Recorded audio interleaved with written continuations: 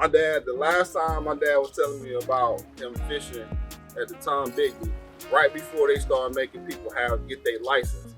He was like, man, I'm out there fishing, son, and I'm getting ready to go. And I pull up my fish to take it, and it was a snake wrapped around the fish with one in his mouth. He said, I threw every damn thing I had away. He said, I ain't care about nothing. He said, I didn't turn around either. I said, see, that's exactly why I stopped going out there. Now, the one was really bad at it. It's what they used to call Lake Lee. They had snakes really bad. Like when you first went in, if you stay on like the right side, go around the little thing, you're okay. Just don't walk on those stones. Okay. On the rocks. But if you go back around the bend where they used to like to go, close to where they were swimming at, man, those snakes was bad. I wonder if I remember in Saltillo, that's where all of them, I call them backwood lakes. That's where them big moccasins be at. Man. I remember one time talking to my dad that we went fishing Slaughter. Daddy bought me my first brand new little reel. I was just fishing. I was so happy.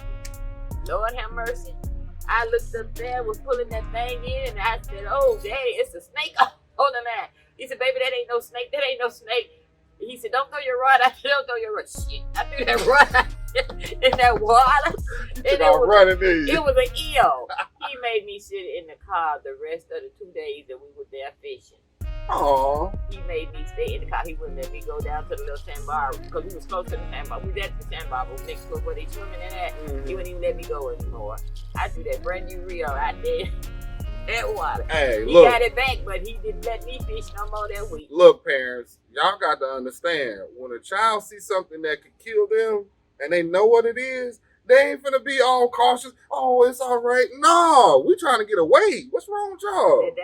At that time, you didn't see a whole lot of electric eels, but you saw eels. But since we've been in Florida, when you come down Fort Harrison, right past that bridge, like going towards Dunedin, where we used to live, man, that's where all the electric eels be all the time. Where the manatees used to be at?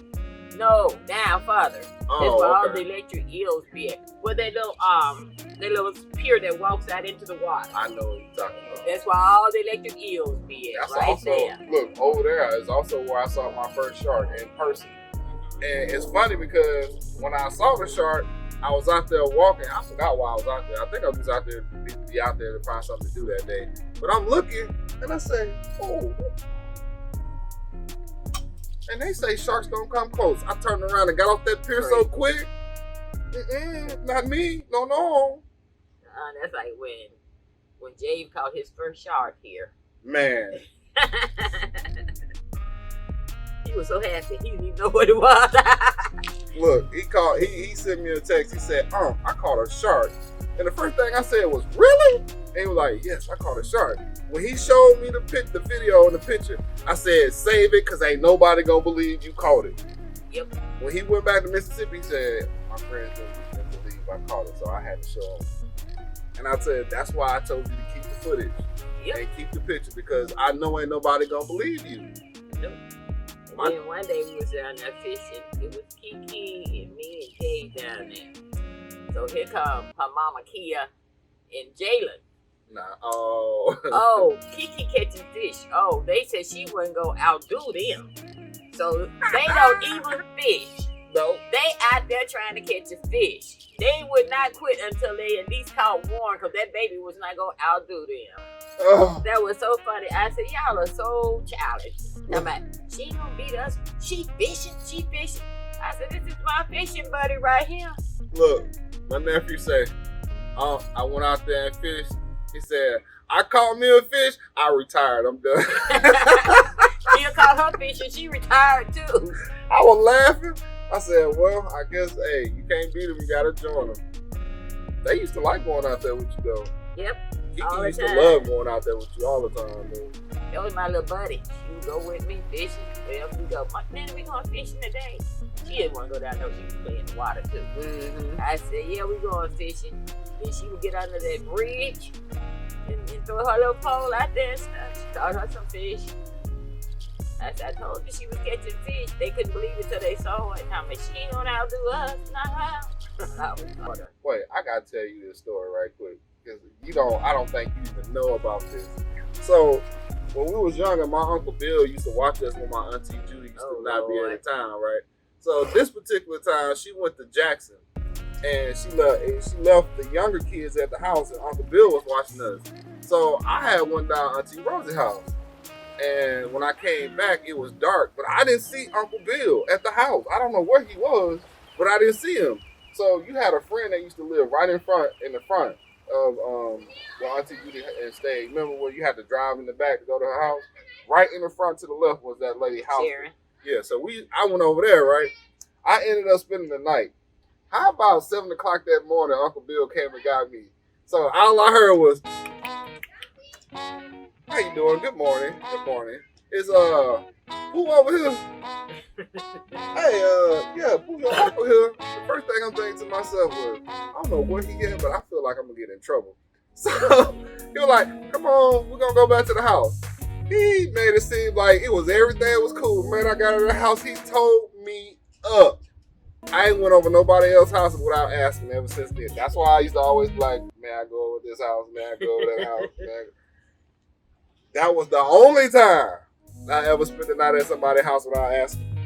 That was the only time. You have to know Uncle Bill to understand that. Man, Uncle Bill is a little short dude at that time, he was a little short dude with muscles, and he was old school. That man, when it got a switch, I was like, from now on, Auntie Judy is going to be my whooper. I ain't doing nothing else. He rapping or something?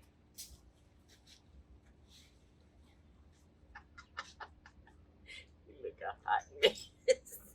Well, my dog look like work. He looked like that work that beat him down. My dog look like, hello. My dog look like work done whoop the excitement out of him. Just the life. Hey. It done whip the life out of him. When we stayed in the country with Auntie Judy, we was always doing something. When we was younger, me and my cousin Curtis, we messed around and had a snake in the house. And Auntie Judy left us in the room. Called us all kind of names that day. She called us all kind of names that day. This is what I say about family. You know, things happen. Life happens. It's going to happen. Everything's not going to be good. Everything's not going to be a bed of roses. But I always say, if you can remember the good times and just look at the good times and build off the good times, your life would be better. Instead of always looking at the bad things, what happened. I've learned as I've gotten older that looking at those good things and those memories, even of the crazy ones in the family, but when you look at things that we used to do and how much fun we used to have, and some of them you still can have fun with, a lot of them have gone already, you know, so you have to look at those memories. Good days. But today sparked that ideal in me because today is one of those days where you can come outside with a jacket on or come outside with some shorts on and still be fine. It's cold. You'll still be fine. Either way. And just spark up good old memories, just fun times. Me messing with you, me messing with Auntie Judy and all them. Oh, he messed with me now too. He be trying to push me down the stairs and stuff. Bruh. Okay, see, that wasn't supposed to be. Yes, he does. We be having fun. Sometimes. I ain't nobody pushing her nowhere. Let me be honest. Sometimes he be bothering me. So I'll just call my big daughter down here, my sons, and tell them that he's trying to hurt me. So one day, the little one called her mama. She was hiding in the closet. He didn't know. No, she was hiding in the closet. She jumped out. What you did to my mama? Nah, she jumped out and I screamed like a little girl. That's what happened.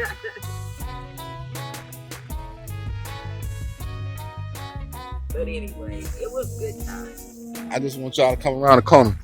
When we was little, when we grew up in Conner Gardens and the neighborhoods we was in, we had children all over the place. So it was always fun to be out here. You know what I'm saying? So look, I don't know if the kids are still out here because they usually be out here at times. See?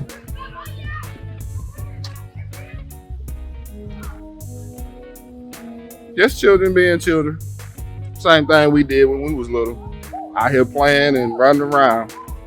I miss those times because it shows that you can still get along, you know.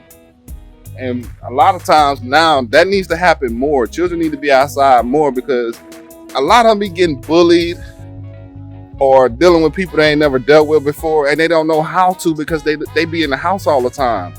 You have to have interactions as a child to be able to deal with these people when you get older. Because a lot of them, that's why they be so shell-shocked when they go out into the world for the first time. They don't know how to deal with a bully. They don't know how to deal with somebody that's different. They don't know how to deal with somebody trying to do this and that. So thank you for hanging out with us today. Today is a beautiful day. And I hope y'all enjoy yourselves. Thank you for hanging out with us. And one day I'm going to tell you a story about the tight pants and show you a picture. She been telling me I can't tell that story. Don't get me started. You know what? We're going to talk about that.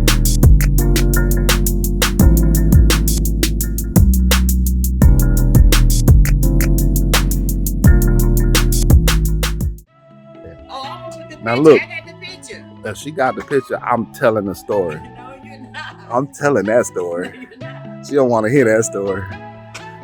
Everybody in Carter Gardens know that story. Anybody who went to Bayview Church, you know that story. You saw me back in those days.